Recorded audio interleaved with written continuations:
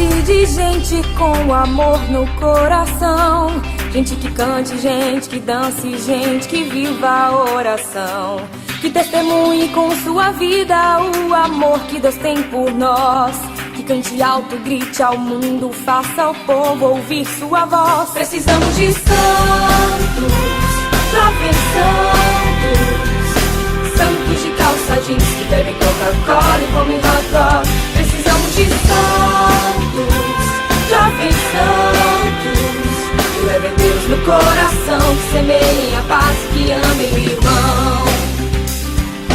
Santos vivem num mundo sem batina e sem véu, trilhando seus caminhos em direção ao céu.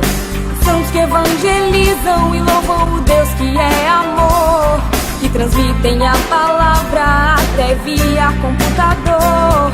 Namoro de jovem santo tem que ser santo também, muito amor, fidelidade a quem tanto ele quer bem, consagrando a juventude e a pureza ao Senhor, consagrando a castidade ao Deus que tanto nos amou. Precisamos de santos, jovens santos, santos de calça jeans que bebem Coca-Cola e comem hot dog. Precisamos de santos, jovens santos, que levem Deus no coração, que semeiem a paz e que amem o irmão.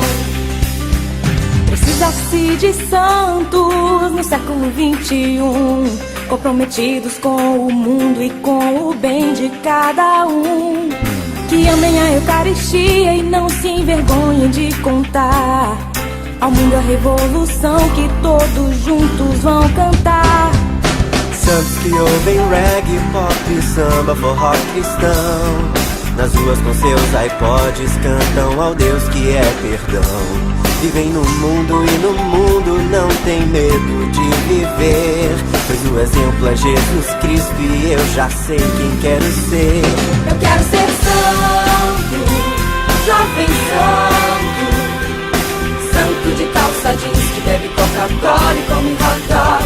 Eu quero ser santo, jovem santo, que leva Deus no coração, que semeia a paz e que ama o irmão.